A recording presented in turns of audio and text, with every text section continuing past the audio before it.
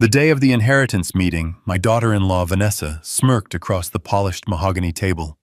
She told me that with my wife gone, my only job was to sign the company over to her son and find a nice quiet place to fade away. I just smiled the way my Clara taught me to when facing a fool's gambit. What she didn't know was that in my briefcase I had a single sheet of paper, a lab report that would not only deny her every penny, but would rewrite our entire family history. Before I tell you how that single piece of paper detonated a lifetime of lies, let me know where you're watching from in the comments. And please like and subscribe if you believe that truth, no matter how long it's been buried, always finds the light. The silence in our home in the days after we buried Clara was not an absence of sound. It was a physical presence. It filled the chairs where she used to sit, seeped into the floorboards, and hung in the air, like a fine dust coating every memory. For 70 years, I had lived a life full of noise. The roar of the saws in my first workshop, the laughter of a young son learning to ride a bike, the constant comforting hum of Clara's presence beside me. Now the quiet was deafening. The house, a sprawling colonial we had built together on a hill overlooking the city, felt less like a home and more like a museum of a life that had suddenly ended. I'd find myself walking into the kitchen expecting to smell coffee brewing, or into the garden expecting to see her tending her roses. Each time the emptiness hit me like a physical blow. It was during one of these quiet, aimless afternoons about a week after the funeral that Mark and Vanessa arrived. They didn't call first. The doorbell chimed through the silent house, a shrill, unwelcome sound. I opened the door to find them standing on the porch, their expressions a poorly rehearsed mix of sympathy and impatience. Mark, my son, couldn't quite meet my eyes. He mumbled something about checking in on me. Vanessa, however, looked right past me, her gaze sweeping across the foyer, as if she were assessing an asset. I led them into the living room, the one Clara had decorated with so much care. They sat on the pristine white sofa, looking utterly out of place. I offered them coffee, which they refused. There was an awkward pause, the kind of silence that waits to be filled by an agenda. Vanessa filled it. "James," she began, her voice dripping with artificial concern. "We've been so worried about you rattling around in this big house all by yourself." I didn't respond. I just sat in my armchair, the one opposite Clara's, and waited. And of course, she continued, "We've been thinking a lot about the future. About stability. For the family. For Leo." The mention of our grandson was a calculated move. She was framing her greed as grandmotherly concern. I looked at Mark. At 47, he still looked like a boy who had been dressed by his mother, uncomfortable in his expensive suit. He was the head of sales at Callahan Interiors, the company I had started from nothing, in a rented garage, but he had none of my fire. He had his mother's gentle nature, but without her inner strength. Now sitting next to his wife, he just looked weak. He shifted his weight, avoiding my gaze, tracing patterns on the carpet with his shoe. "The company needs a clear path forward," Vanessa pressed on. "Mark has been working so hard, and with everything that's happened, well, a sense of security would be good for him. For all of us." The implication was clear. My time was over. My grief was an inconvenience, a brief mandatory waiting period before the real business could begin. The business of transferring my life's work into their hands. I didn't say a word. My sorrow was a heavy cloak, and in that moment, I was too weary to shrug it off and fight. I simply nodded and let the silence answer for me. They took my silence as agreement, as the weakness of a grieving old man.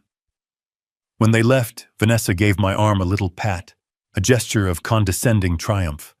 I closed the door behind them, and the crushing silence of the house rushed back in colder and heavier than before. A few more weeks passed. The sympathy cards stopped arriving. The neighbors stopped dropping off casseroles. The world, it seemed, was moving on, and I was expected to move on with it. The shock of loss had begun to recede, leaving behind a constant dull ache in my chest. It was on a Tuesday morning, as I was paying some bills in my study, that the phone rang. It was Vanessa. There was no warmth in her voice this time, no pretense of concern. It was brisk, all business. James, I need to talk to you about something. I leaned back in my leather chair, the one Clara had bought me for my 50th birthday, and listened. Mark and Leo are not handling this well, she said, her tone sharp. The stress has been immense. They're exhausted. We all are. We need to get away to process our grief properly. I could hear the faint sound of a television in the background on her end of the line. It didn't sound like a house in mourning. We found a wonderful trip, she continued. A month in Europe, Italy, France. It would be so healing for us, a chance to reset. I waited for the point, though I already knew what it was. The thing is, James, we're a little tight on cash right now. I was hoping you could authorize a transfer from the company. A bonus for Mark, perhaps, for all his hard work. Say $50,000, it would cover everything. $50,000 for a grief vacation. The sheer audacity of it was breathtaking. She wanted to use the money from the company that Clara and I had bled for, sacrificed for, to fund a luxury holiday, while the scent of my wife's funeral flowers had barely faded from our home. Something inside me, something that had been dormant and buried under a mountain of sorrow, began to stir.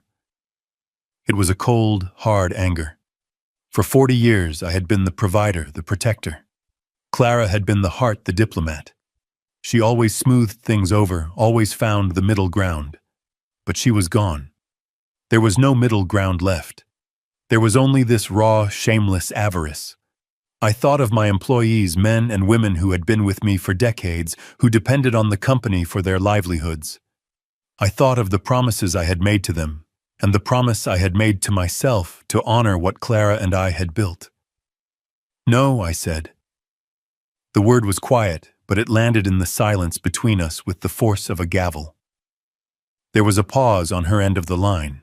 What did you say? She asked, her voice laced with disbelief. I said no, Vanessa, I repeated, and this time my voice was stronger, forged in the sudden fire of my anger. The company's funds are for the company's business, not for vacations. She sputtered for a moment, utterly blindsided. How dare you? After everything we've been through, this is about family. Mark is your son. Mark gets a generous salary, I said, my voice level. If he wants a vacation, he can pay for it himself. I could hear her breathing sharp and ragged with fury. You will regret this, James, she hissed, and the line went dead. I placed the phone back in its cradle, my hand perfectly steady. The fight had come sooner than I expected, but I was ready for it. I didn't have to wait long. That evening, just as the sun was setting, casting long shadows across the lawn, their car screeched into my driveway. They didn't bother with the doorbell this time. I heard the front door open and slam shut. I was in my study, and I stood up from my desk as they stormed into the room. Vanessa's face was a mask of fury. Mark trailed behind her, looking miserable, his eyes fixed on the floor. What was that on the phone today? Vanessa demanded, her voice shrill. Who do you think you are? I looked past her directly at my son. Mark, I said, my voice quiet. Is this what you want, to come into my home and have your wife yell at me? Mark flinched, but said nothing. He couldn't look at me. That was his answer. His silence was his allegiance. Vanessa stepped forward, planting her hands on my desk. She was shorter than me, but her rage made her seem larger. Don't you talk to him, you talk to me. For years we have sat back and waited for you to retire, to step aside and let the next generation take over. We have been patient. We have been respectful. Her words were so detached from reality, they were almost laughable. But I wasn't laughing. Clara was the only thing holding this family together. With her softness, she spat, her voice dripping with venom. She was always protecting you, making excuses for your stubbornness. She was the buffer. But now she's gone, James. The buffer is gone, and you need to face reality. That company, this house, everything, it belongs to Mark. It is his birthright. Your time is over. I let her words hang in the air, listening to them echo in the quiet room. And in that moment I looked at my son, pleading with my eyes for him to speak, to show a flicker of loyalty, of love, of the decency his mother had tried so hard to instill in him. He just stood there, a silent, miserable statue, a willing accomplice to his wife's cruelty. And that's when I knew. The grief for my wife didn't disappear, but a new feeling settled in beside it, cold and sharp as glass. It was clarity. I saw them, truly saw them, for the first time. The family I thought I had was an illusion, a fragile peace treaty maintained by one woman's boundless love. Now that she was gone, the war had begun, and they had just shown me without a shadow of a doubt that there would be no prisoners. I gave a slow, deliberate nod. A new cold resolve settled into my bones. "I understand," I said softly. "I understand completely." The confrontation with Mark and Vanessa left a scar. It wasn't the anger that lingered, but the profound sense of dislocation. They had stood in my study, a room filled with a lifetime of shared memories with Clara, and tried to declare that life null and void. They had tried to reduce my existence to a signature on a transfer document. That night, sleep offered no escape. I lay in our large empty bed, listening to the house settle each creak and groan, a reminder of its emptiness. Clara's side of the bed was cold. I was adrift in a life I no longer recognized, and I felt an overwhelming need to find my bearings, to anchor myself to a time when things made sense, when love was not a negotiation and family was not a battlefield. That's what led me to the attic the next morning. The air was cool and still smelling of cedar and decades of stored memories. Sunlight streamed through the single round window at the far end, cutting a golden path through the dusty air, illuminating floating motes like tiny forgotten stars. Everything up there was a piece of our history. The old rocking horse with one ear missing that Mark had adored. Stacks of vinyl records from our courtship. A tower of National Geographic magazines I always swore I'd read again someday. Under a white sheet stood the ghostly silhouette of Clara's old sewing table, where she'd hemmed countless pairs of pants for a growing boy and stitched Halloween costumes with meticulous care.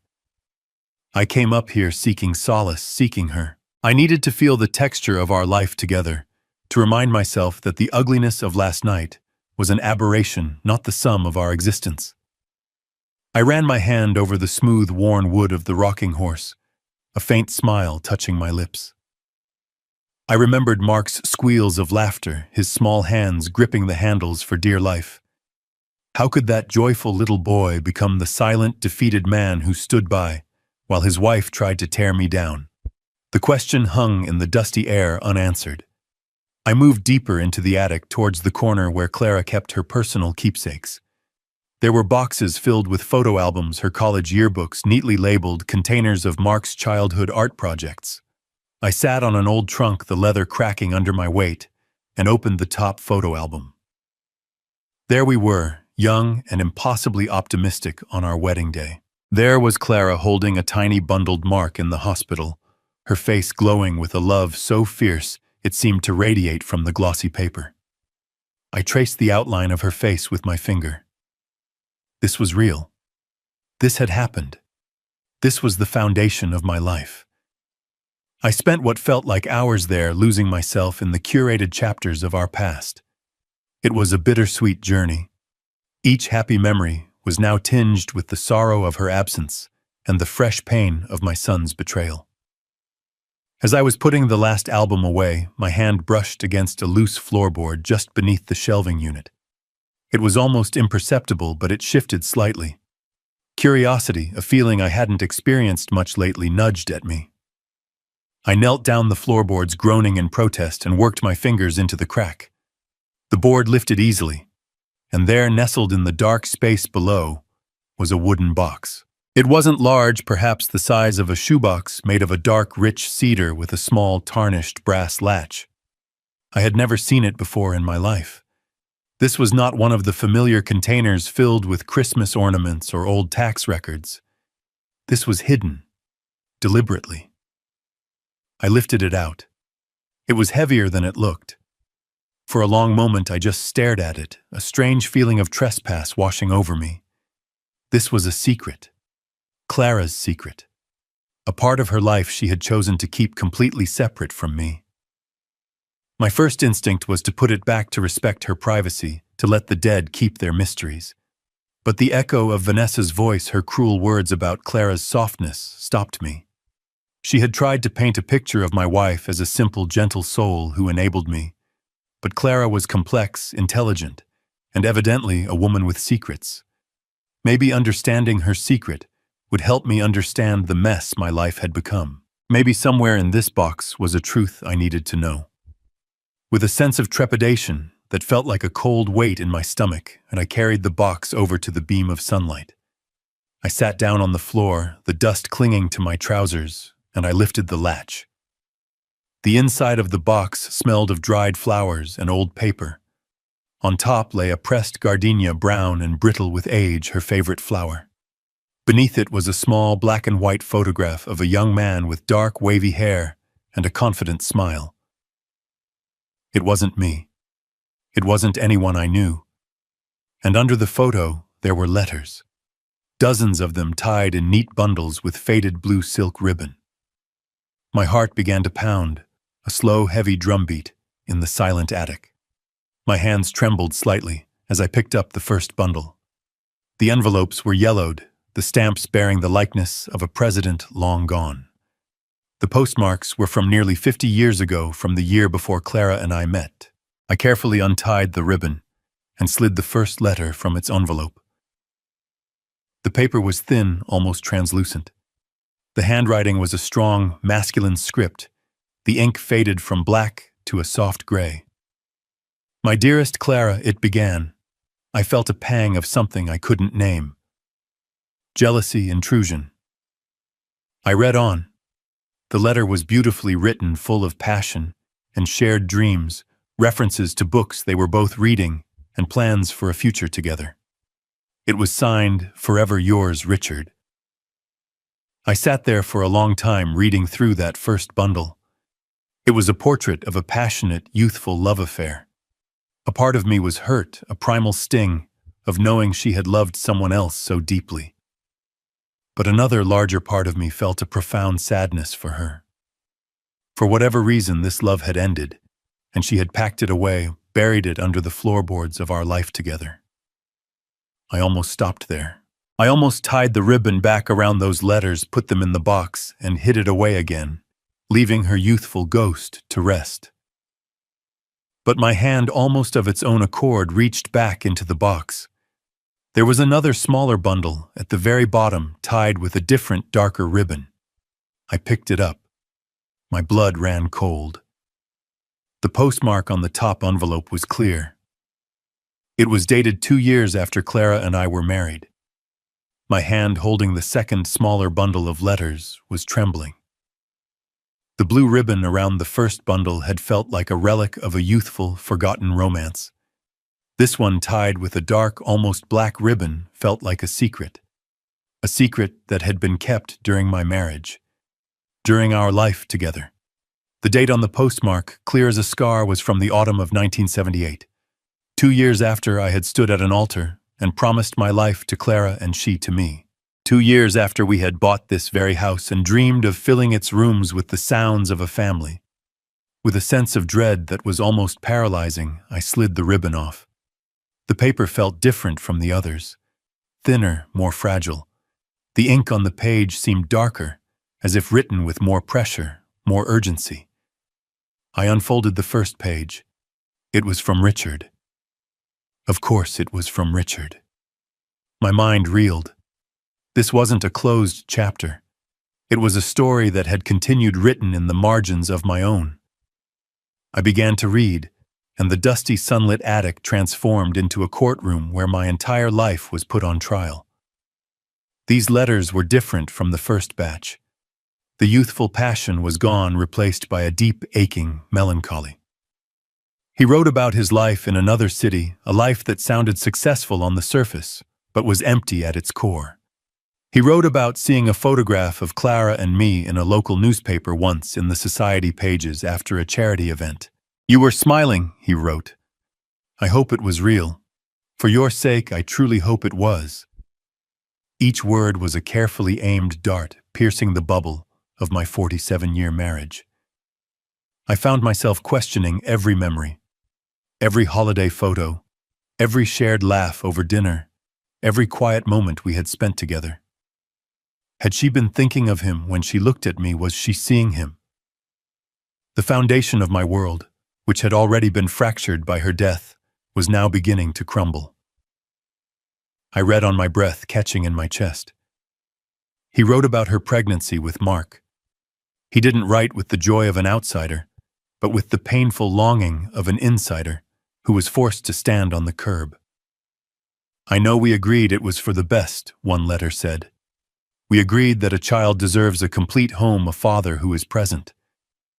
But Clara, the thought of my child, our child, calling another man father, is a pain I cannot adequately describe. The words blurred. I had to read the sentence again. My child. Our child. A cold wave washed over me so intense it felt like I had been plunged into ice water. It couldn't be. It was a delusion. The ramblings of a heartbroken man who couldn't let go. It had to be. But the seed of a terrible doubt had been planted, and as it took root, it sent out tendrils that wrapped around every memory I had of my son. I dropped the letter and scrambled back through my own mind, frantically searching for proof for anything to refute this. Mark never looked much like me. It was a family joke. Strangers, friends, even my own parents used to say it. He's all Clara. He has his mother's eyes, his mother's smile. No one ever said he had his father's chin or his father's walk. I had always dismissed it.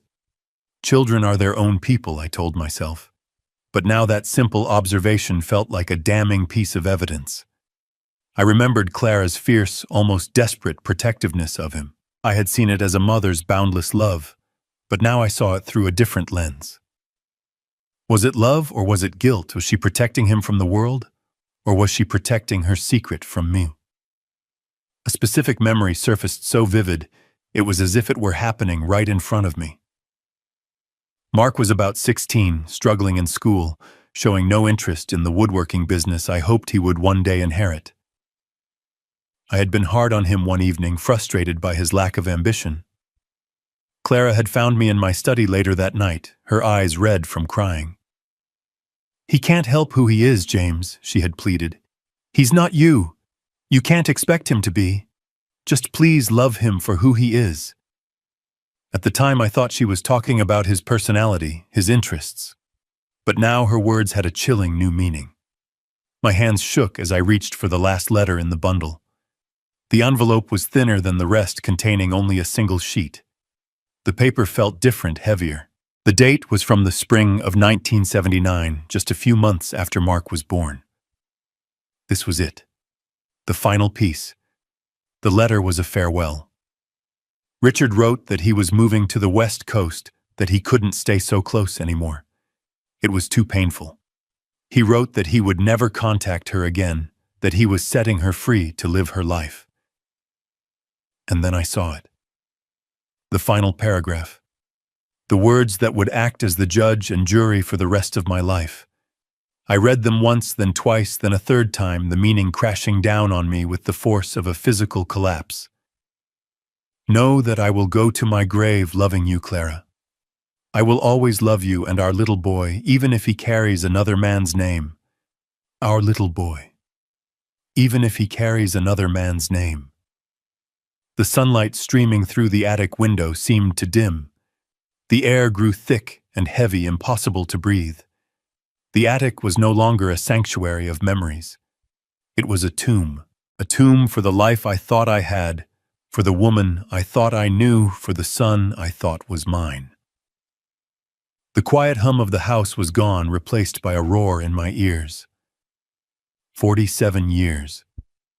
47 years of a lie beautifully crafted, meticulously maintained.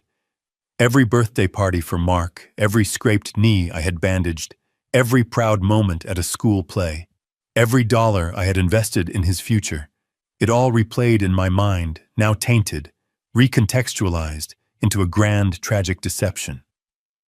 The grief I felt for Clara was twisted into something unrecognizable. It was still there, a profound sadness for the woman I had lost, but now it was tangled with the sharp, bitter thorns of betrayal. Had she ever truly loved me, or was I just the convenient, stable man who could give her child a name and a future, the man who would never know? The anger I had felt towards Vanessa and Mark the night before seemed trivial now, like a child's tantrum compared to this earthquake. Theirs was a simple, ugly greed. This was a betrayal that redefined my entire existence. The fight was no longer about a company. It was no longer about money or a house. It was about the truth. I looked at the letter in my trembling hand. The words seemed to mock me from the page. I had to know. I had to be sure.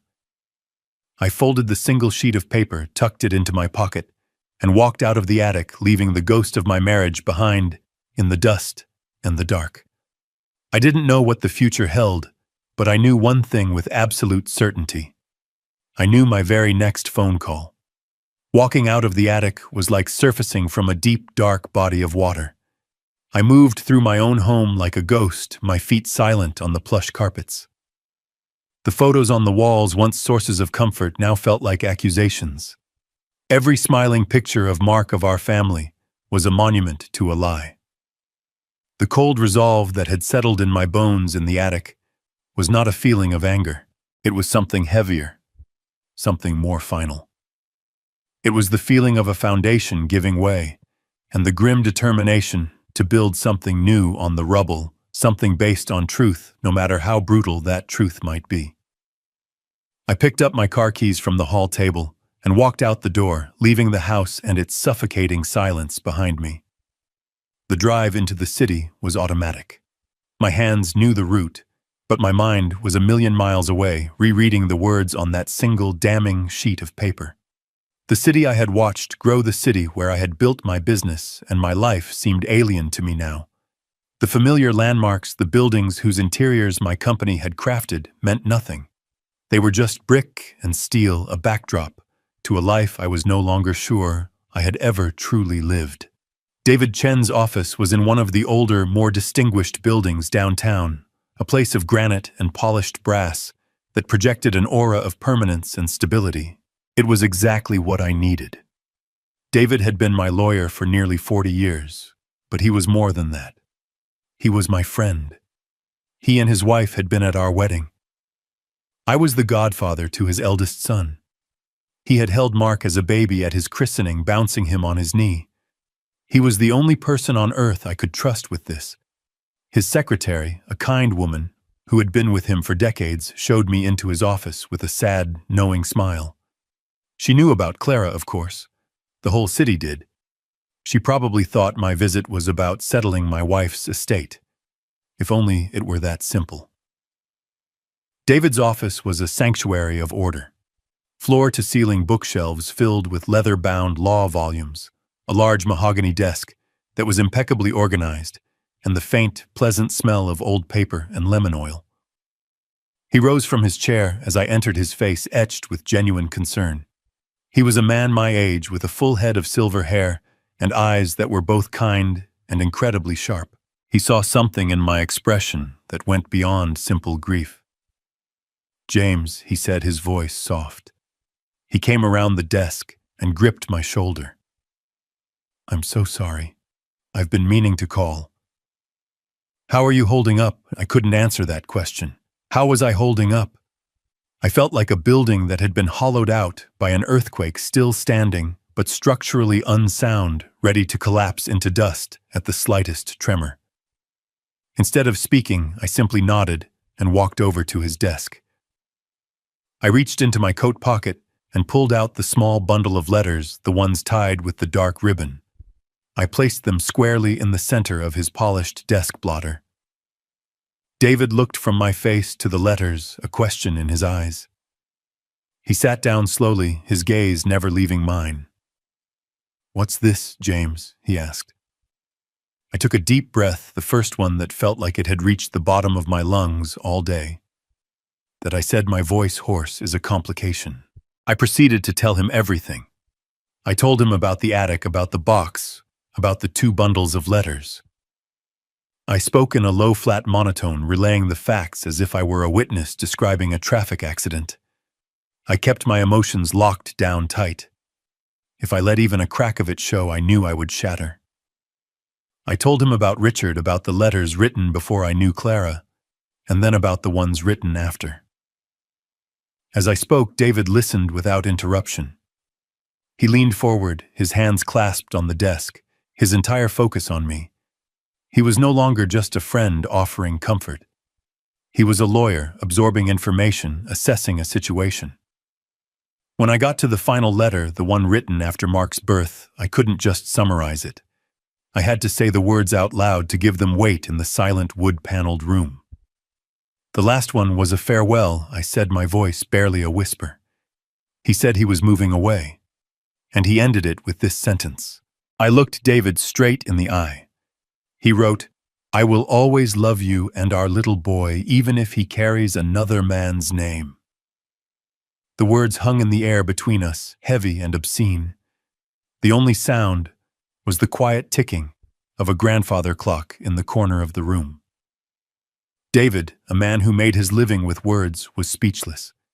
He slowly leaned back in his chair, his eyes closing for a moment, as he absorbed the full, devastating impact of what I had just told him.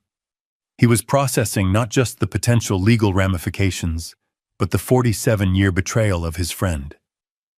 When he opened his eyes again, the kindness was still there, but it was now overlaid with a lawyer's focused intensity. He didn't offer platitudes or empty condolences. He asked the only question that mattered. "What do you want to do, James?" This was the moment my plan, which had been a formless, instinctive thing born of shock and pain, began to solidify. First, I said, my voice gaining strength, "I need to know for sure. I need absolute, undeniable legal proof. I need a DNA test." David nodded slowly. "That's the logical first step. But it's tricky. We can't compel Mark to provide a sample without raising suspicion. It has to be done discreetly.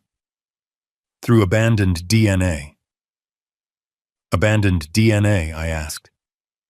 "Something he leaves behind," David explained. "A coffee cup he drinks from a napkin, a piece of hair from a comb. Something we can collect without his knowledge and send to a reputable lab. It will be admissible later if we establish a clear chain of custody."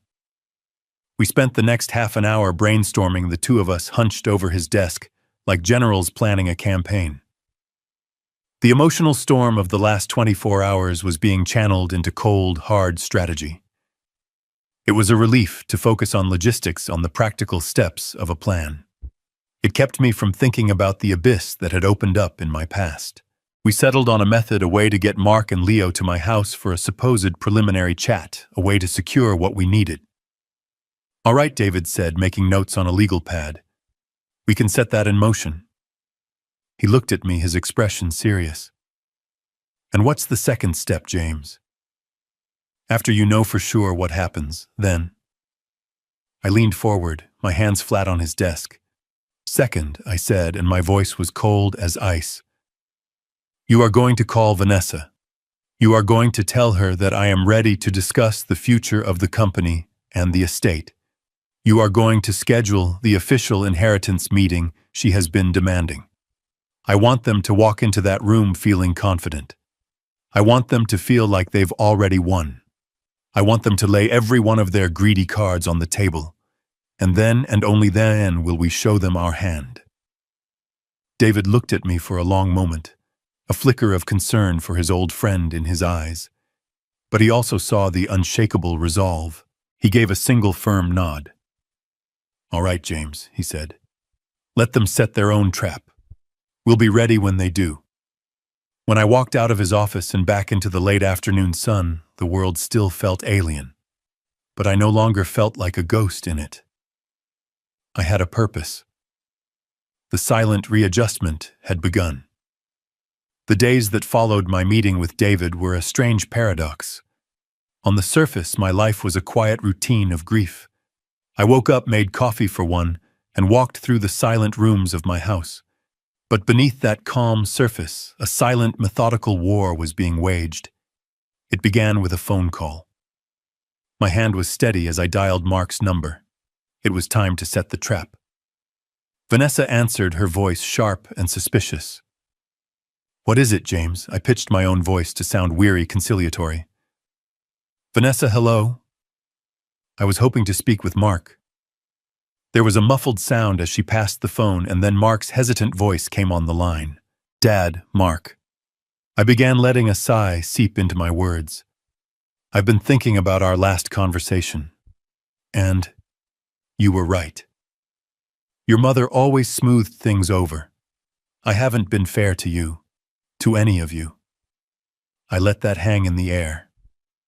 On the other end, there was only silence, but I could almost hear the gears turning in his head, the suspicion warring with his desire for this to be true. "I was hoping," I continued, "that you and Leo might come over for dinner this Friday. Just the three of us. No lawyers, no pressure. I want to talk to clear the air before we have any formal meetings. I want to understand what you need." I could hear Vanessa whispering urgently in the background. She was buying it. She saw this as the first crack in the dam, the beginning of my surrender. Mark finally spoke, his voice filled with a tentative relief. "Yeah, Dad. That sounds good. We'll be there." I hung up the phone and stood for a long moment in the quiet kitchen. The first move had been made. While I prepared for the dinner, David was fortifying our position. He worked with a quiet, relentless efficiency that I had always admired. We spent hours in his office, a war room of paper and precedent. We went over every document that constituted my life's work. The articles of incorporation for Callahan Interiors, the company bylaws. I had written myself 40 years ago, the deeds to every piece of property, and the complex web of trusts Clara and I had established to protect our assets. David's genius was in seeing the connections, the clauses and subclauses that could be leveraged. He pointed to a line in the corporate charter, a clause Clara had insisted on. It stipulated that a controlling interest in the company could only be transferred to a direct blood heir. At the time, it seemed like a standard sentimental piece of legal boilerplate. Now it was a shield wall. We reviewed Clara's will and my own. They were mirrored documents, each leaving everything to the surviving spouse, and then to our son, Mark Callahan. The name was there in black and white, but David found our opening. The wills were predicated on the legal definition of a son, a definition that could be challenged. He was building a fortress stone by legal stone, ensuring that when the storm came, we would be untouchable. All the while, Vanessa's impatience grew. She called David's office 3, then 4 times a day. Her tone shifted from demanding to condescendingly sweet, convinced she was just a few steps from the finish line. "David, darling," she'd coo to his long-suffering secretary. "Just tell James we're ready whenever he is. We don't want to drag this out for him. It must be so difficult at his age." David would just smile, take the message, and continue his work. Her arrogance was making her blind, and that was our greatest advantage. Friday evening arrived. I set the dining room table, the one we only used for special occasions. I used Clara's favorite china and polished the silver. I cooked roast chicken, Mark's favorite meal since he was a boy. The whole exercise was a surreal performance. I felt like an actor on a stage playing the part of the benevolent father for an audience of 2. They arrived at 7 o'clock sharp. Mark looked nervous, but Leo, my grandson, walked in with an air of entitled boredom, already scrolling on his phone. The dinner was an exercise in tension. I kept the conversation light, telling old stories about the early days of the company, carefully avoiding any mention of Clara. I talked about a new project we were bidding on, a big hotel renovation downtown. I was trying to project an image of a man who was still in control, still vital, but perhaps ready to consider a future with less responsibility. I could see Mark relaxing slightly, starting to believe the fiction I was weaving. Leo barely looked up from his phone. I poured Mark a glass of water from a pitcher. I watched him pick it up, his fingerprints, clear on the smooth, cool surface. I watched him take a long drink. My heart was a stone in my chest. This man, this stranger who had called me father, his entire life was drinking my water at my table while I plotted to prove he was not my son. It was a betrayal, I knew. But it was a necessary one, a response to a much deeper, older betrayal that was still echoing in my soul. After a strained hour of small talk, they made their excuses and left. I walked them to the door, shook Mark's hand, and told him I looked forward to our official meeting.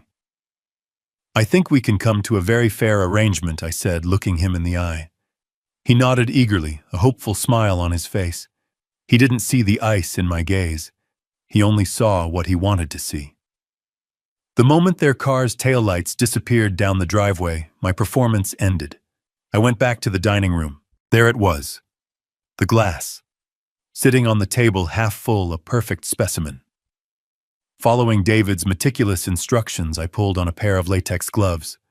I carefully picked up the glass, holding it by the stem. I placed it in a large sealable evidence bag. I took a permanent marker and wrote the date, the time, and Mark's name on the bag. The act was so clinical, so detached, it felt like something from a television crime drama. This small, ordinary object now held the power to either confirm my worst fears or expose me as a paranoid old fool. The next morning, I drove to a private courier service and sent the package to the lab David had designated a highly respected facility in another state. There was nothing left to do now but wait for the results and prepare for the final confrontation. The fortress was built. The evidence was on its way. The stage was set. The week I waited for the lab results was the longest of my life. Time seemed to stretch and warp each day, an eternity of quiet, agonizing suspense. I existed in a state of limbo, suspended between two unbearable realities. In one, the life I had built with the woman I adored was a lie. In the other, I was a paranoid, grieving old man, desecrating my wife's memory with a monstrous suspicion. I wasn't sure which was worse. Every time the phone rang, my heart would seize in my chest, a frantic bird beating against my ribs. But it was always a telemarketer or a neighbor calling to offer condolences that now felt like they belonged to another man's life. I spent most of my time in my study. It felt like the epicenter of my new reality. It was the room where Vanessa had thrown down her gauntlet, and the room where I had made the call to David, setting these wheels in motion. I would sit in my leather armchair for hours, staring out the window at the old oak tree in the backyard. Clara and I had planted it when Mark was just a boy. I watched its leaves, now tinged with the first hints of autumn gold, dance in the wind. Everything was the same as it had always been, and yet everything was different. The world outside continued its placid routine, completely unaware that my own world was poised on the brink of collapse. Then, on a Thursday afternoon, the phone rang. The sound was different this time. Sharper. More definitive. I knew with a certainty that chilled me to the bone that this was the call. I let it ring 3 times, a small, foolish ritual to delay the inevitable. Finally, I picked up the receiver. My hand was slick with a cold sweat. "Hello," I said, my voice surprisingly steady. It was David. I could hear the careful, professional tone in his voice, the practiced calm of a man about to deliver life-altering news. He didn't waste time with pleasantries. He said he had just received the email from the lab. He said he had the report in front of him. As he began to speak, the world outside my window seemed to fade away. My entire universe compressed into the black plastic receiver pressed against my ear, and the quiet, measured voice on the other end of the line. I focused on the intricate grain of the wood on my desk, tracing the swirling patterns with my eyes. My knuckles were white where I gripped the phone. My breath was a prisoner in my chest. I felt a tremor start in my hand, a physical manifestation of the tectonic plates of my life shifting beneath me. I was bracing for an impact, for a final definitive blow that would either shatter my suspicion or confirm it. I didn't hear all of David's words. I heard phrases, scientific jargon that felt clinical and brutal. Chain of custody verified, genetic markers, comparative analysis. And then the words that cut through the noise, the words that would be seared into my memory forever.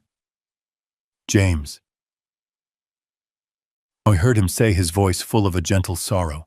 The probability of paternity is 0%. 0%. The number was so absolute, so final. There was no room for doubt, no sliver of hope to cling to. It was the mathematical equation for a lie. The tremor in my hand stopped. The roaring in my ears faded into a profound, echoing silence.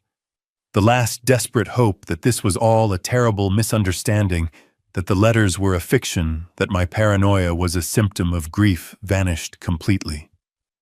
It was true. All of it. The life I had lived for the past 47 years was someone else's story. A strange calm washed over me.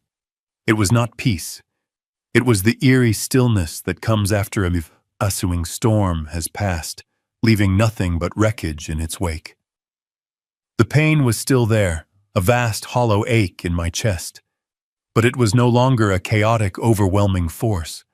It had crystallized into something hard, cold, and heavy, something I could carry. I had lost my wife. I had lost the son I thought was mine. I had lost my own past. In losing everything, I had lost my fear. My sorrow had become my armor. My betrayal had become my sword. I was no longer the victim of a 47-year-old lie. I was now the agent of its revelation. I was the keeper of a terrible, cleansing truth. David was still talking on the other end of the line, his voice a concerned murmur. He was probably asking me if I was all right, asking me what I wanted to do next.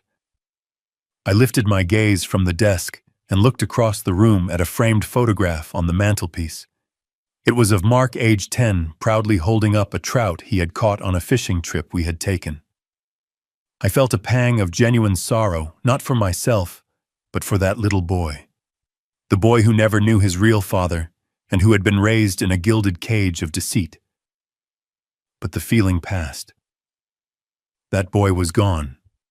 In his place was a weak man who had stood by and watched his wife try to strip me of my dignity. I put the receiver back to my ear. David had fallen silent, waiting for my response. I took a slow, steady breath. My voice when I spoke was not the voice of a grieving husband or a betrayed father. It was calm, clear, and devoid of all emotion. It was the voice of a man giving an order from which there was no appeal. Proceed with the meeting, David. The day of the meeting, I drove to the office, the headquarters of Callahan Interiors, the building I had bought and refurbished myself 30 years ago. I walked through the main workshop, a place that had always felt more like home than anywhere else. The familiar smell of freshly cut oak and varnish filled the air. A few of my older employees, men who had been with me since the beginning, gave me solemn, respectful nods. They knew about Clara. They knew this was a difficult time. They had no idea it was about to become a war. I felt a surge of protective anger. This place, these people, this was my legacy. It was not something to be handed over like a trinket in a will. The boardroom was on the top floor, a large sunlit space with a floor-to-ceiling window that offered a panoramic view of the city I loved. In the center of the room was the table. It was my masterpiece, crafted from a single massive slab of black walnut that I had sourced myself 20 years ago. It had taken my best men 6 months to finish and polish it to a mirror-like sheen. It was a table for builders, for creators, for people who understood the value of hard work. When they arrived, they entered not as family, but as a raiding party. Vanessa led the way, dressed in a sharp, ridiculously expensive power suit, her heels clicking decisively on the hardwood floor. She looked around the room with an appraiser's eye, a look of ownership already on her face. Mark followed her like a shadow, his shoulders slumped, his gaze fixed on the floor. And then came Leo, my grandson, who didn't even bother to take his headphones off. He slumped into one of the plush leather chairs at the far end of the table and immediately became absorbed in his phone, a bored prince waiting for his coronation. I took my seat at the head of the table, my customary place, and waited. I didn't have to wait long. Vanessa placed a thick, leather-bound binder on the table with a theatrical thud. She was the one who began the meeting. James, she started, her voice a smooth, rehearsed purr. Thank you for agreeing to this. I know this is a difficult time for all of us. Clara? Well, Clara would have wanted a smooth, seamless transition, for the sake of the family and for the sake of the company. The invocation of my wife's name was a desecration. Clara would have been horrified. But I let it pass. I let her play her hand. My face remained a calm, neutral mask. She opened the binder. I've taken the liberty, she said, of preparing a strategic transition plan, a forward-looking document to ensure the long-term stability and growth of Callahan Interiors. She slid a glossy, professionally printed booklet across the table to me. I didn't touch it. I just looked at her, waiting. She cleared her throat and launched into her performance. It was a masterclass in corporate jargon, a cascade of empty words like synergy, leveraging assets, and generational transfer of leadership. She spoke of Mark's supposed vision for the company, a vision I knew for a fact extended no further than the next golf game. Then she got to the heart of the matter. The demands. First, she said, pointing to a graph in her binder, is the transfer of equity. To ensure Mark has the mandate he needs to lead effectively, we're proposing a transfer of 80% of the company's shares into his name. This will secure the Callahan legacy for the next generation for Leo. She gestured vaguely towards our grandson, who was now watching some video on his phone, oblivious. Of course, she continued, flipping a page. We've prepared a generous retirement package for you, James. A pension that is well above the industry standard for a retiring founder. It will allow you to live in complete comfort without the day-to-day burdens of running a business at your age. My gaze flickered to Mark. He was staring intently at a water stain on a coaster, his face pale. He was a passenger in the vehicle of his wife's ambition, and he was too cowardly to even look at the man he was about to run over. I felt a brief, sharp pang of something that might have been pity. It passed quickly. Finally, Vanessa got to the last, most personal point. And then there's the house, she said, her voice softening into a tone of false sympathy. It's a magnificent property, a true family estate, but it's far too large for one person. It needs the life and energy of a family. We believe it's best for the house to be transferred to Mark and me. We've already looked into some lovely high-end retirement communities for you. Some of them even have golf courses. She closed the binder with a crisp final snap. The sound echoed in the silent room. Her performance was over. She leaned forward, her elbows on the table, her mask of professionalism falling away to reveal the cold, hard avarice beneath. Her eyes were like chips of granite.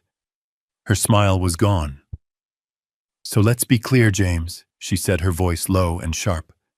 Clara isn't here to soften things anymore. She isn't here to protect you. This is the new reality. You will sign the papers.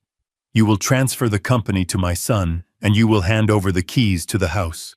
You will accept the pension we've offered, and you will learn to fend for yourself. It is the natural order of things. The old makes way for the new. She leaned back in her chair, a triumphant smirk playing on her lips.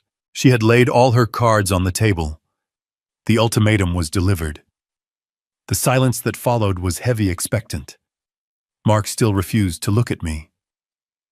Leo, sensing a shift in the room's atmosphere, finally looked up from his phone, a flicker of mild interest in his eyes. They all looked at me, waiting for me to break, to argue, to plead. They were waiting for the defeated old man to accept his fate. I held their gaze for a long, silent moment. I let the weight of her words settle in the room. Then I gave a slow, almost imperceptible nod. My expression was unreadable, and I reached down beside my chair for my own briefcase. It was much thinner than hers. I let her final words hang in the air, allowing the full weight of their arrogance and cruelty to settle into the room. I looked at Vanessa's triumphant face, at Mark's pathetic refusal to meet my eye, at Leo's casual disinterest. They had presented their vision of my future, a quiet, managed decline into irrelevance. They had read me my sentence, and now they were waiting for my surrender. A slow smile touched my lips. It was not a smile of warmth or amusement. It was the smile of a chess player who sees the board with perfect clarity and knows his opponent has just made a fatal, irreversible mistake. The smile seemed to unnerve Vanessa. A flicker of uncertainty crossed her face. "What's so funny?" She snapped, her voice losing some of its earlier confidence. I ignored her question and looked down at my own briefcase, the thin leather attaché case that had been by my side for 30 years. I rested my hand on it. "That was a very thorough presentation, Vanessa," I said, my voice calm and even a placid lake in the middle of her hurricane. "Very detailed, but you seem to have overlooked a few things." I paused, then lifted my gaze to meet hers. "I also have a few documents that I think we need to consider before any decisions are made." As if on cue, just as the last word left my lips, there was a firm, deliberate knock on the boardroom door. The sound was not loud, but in the tense silence of the room, it was as impactful as a gunshot. Vanessa flinched. Mark jumped slightly in his seat. Even Leo looked up from his phone, his bored expression replaced by one of surprise. I was the only one who didn't react. I had been expecting it. "Come in," I said, my voice carrying easily across the room. The door opened, and David Chen walked in. He was the picture of quiet professionalism, dressed in a perfectly tailored gray suit, his silver hair neatly combed. His face was a calm, neutral mask, giving nothing away. But his presence immediately changed the gravity in the room. This was no longer just a hostile family discussion. This was a legal proceeding. He carried a handsome, well-worn leather briefcase, the kind that held important documents, the kind that held consequences. Vanessa's eyes locked onto David, then onto the briefcase. The triumphant smirk vanished completely, replaced by a look of sharp, sudden confusion. A wrinkle of suspicion appeared between her eyebrows. This was not part of her script. This was an unexpected character walking onto her stage, and she didn't know his lines. I saw the flash of recognition and then panic in Mark's eyes. He knew exactly who David was. He knew David was not just some lawyer. He was my lawyer, my friend, a man of unimpeachable integrity and formidable skill. Mark sank a little lower in his chair, as if trying to make himself a smaller target. David closed the door quietly behind him, the click of the latch echoing in the silent room. He walked to the table with a steady, unhurried pace. He nodded once, a gesture of deep respect to me. "James," he said, his voice calm and clear. He then pulled out the chair beside me and sat down. He placed his briefcase on the polished walnut table, not with a thud, but with a soft, deliberate weight. The sound was quiet, but it was the sound of a gauntlet being thrown. The balance of power in the room had just fundamentally and irreversibly shifted. David opened his briefcase, and the soft clicks of the latches were the only sounds in the room.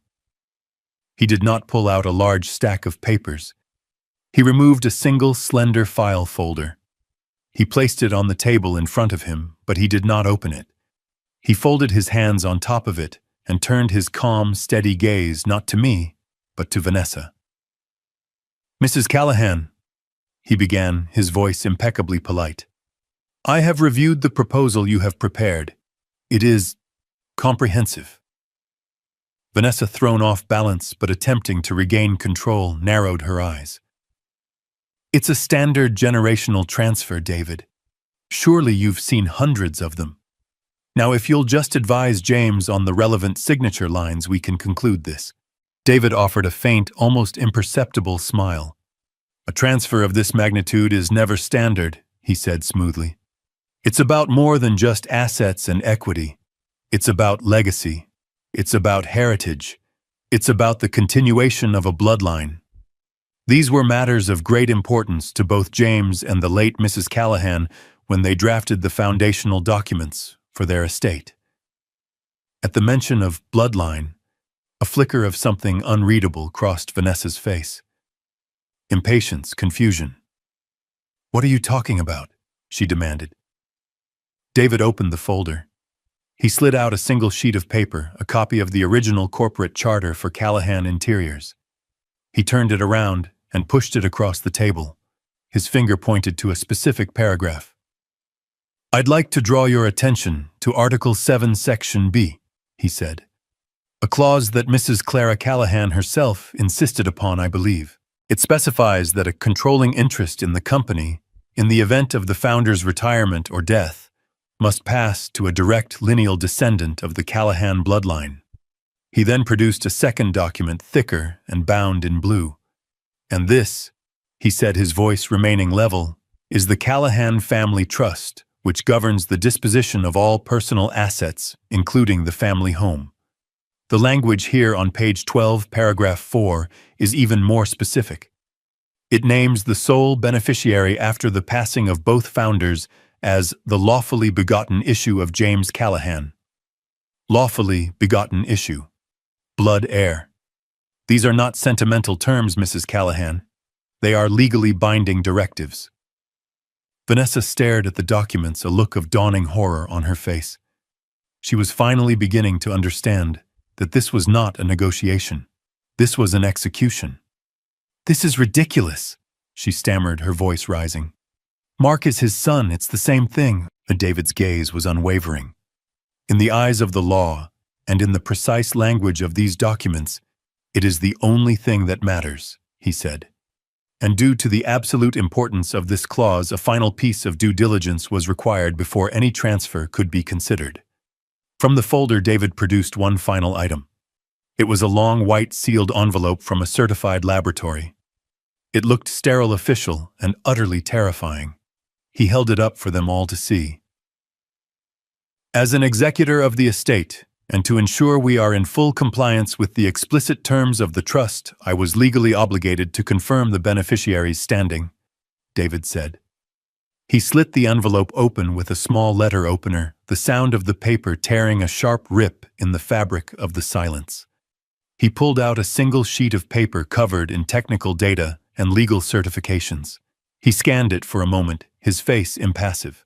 Then he looked up, his gaze moving from Vanessa to Mark, who now looked like he was about to be physically ill. David cleared his throat. "This is the certified report from a genetic comparison analysis," he stated. "The results are conclusive." He paused, letting the weight of the moment settle on them, a crushing, unbearable pressure. And then he delivered the final, fatal blow. "The analysis confirms with a certainty of 99.999% that Mark Callahan shares no genetic markers with James Callahan. The probability of paternity," he said, his voice flat and devoid of emotion, "is 0%. The world stopped. For a full 5 seconds, the only sound was the faint hum of the air conditioning. Then chaos erupted. Vanessa shot to her feet, her chair scraping violently against the floor. "Lies!" she shrieked, her face contorted into a mask of pure rage. "This is a trick. You forged it. He's a bitter old man trying to cheat his own son." But her hysteria was a hollow sound, because one look at Mark told the real story. He didn't shout. He didn't protest. He simply collapsed. All the color drained from his face, leaving it a waxy, ghastly white. His mouth hung open slightly, a silent O of absolute devastation. He stared at me, but his eyes were vacant, seeing nothing. He looked like a man whose entire skeleton had just been vaporized, leaving only a hollow shell of skin and clothes to slump in a chair. The foundation of his entire life, his name, his identity, had been obliterated in a single sentence. Even Leo was frozen, his phone forgotten in his hand, his jaw slack with disbelief. The prince had just discovered he was a pauper. David waited patiently for Vanessa's tirade to run out of steam. When she finally fell silent, panting for breath, he spoke again, his voice cutting through the aftermath like a surgeon's scalpel. "The document is legally certified, and the chain of custody for the samples is unimpeachable," he said calmly. The legal ramifications are therefore quite simple. As Mr. Mark Callahan is not a direct lineal descendant, he has no legal claim under the terms of the corporate charter. As he is not the lawfully begotten issue of James Callahan, he has no legal claim under the terms of the family trust. He is not the heir. He has no right to the company, no right to the house, and no right to any of the assets contained within the trust. He paused, then looked directly at Vanessa, his gaze cold as a winter morning. "Your entire proposal," he said, "is predicated on a falsehood. It is null and void." Vanessa stared at him, her rage dissolving into a horrifying, dawning comprehension. She had not just lost a negotiation. She had lost everything. Her ambition, her arrogance, her greed, it had all led her to march her family with absolute confidence right off the edge of a cliff. She had single-handedly destroyed the very future she had been so desperate to secure. And the look on her face was the look of a gambler who had bet it all on a single card, only to see it turn to ash in her hand. This story is a powerful reminder that the foundations of our lives must be built on truth, not just love. A secret held for nearly 50 years shows that even the deepest bonds can be based on a devastating illusion. But the ultimate lesson isn't about the pain of betrayal. It's about the quiet strength found in facing a terrible reality. It teaches us that when our world is shattered by a lie, we have two choices: to be a victim of the past, or to become the architect of a new future built upon the hard, solid ground of truth. What would you have done in James's position? Is it better for a devastating truth to be revealed, or for some secrets to be taken to the grave? Let me know your thoughts in the comments, and please like and subscribe for more stories that make you think.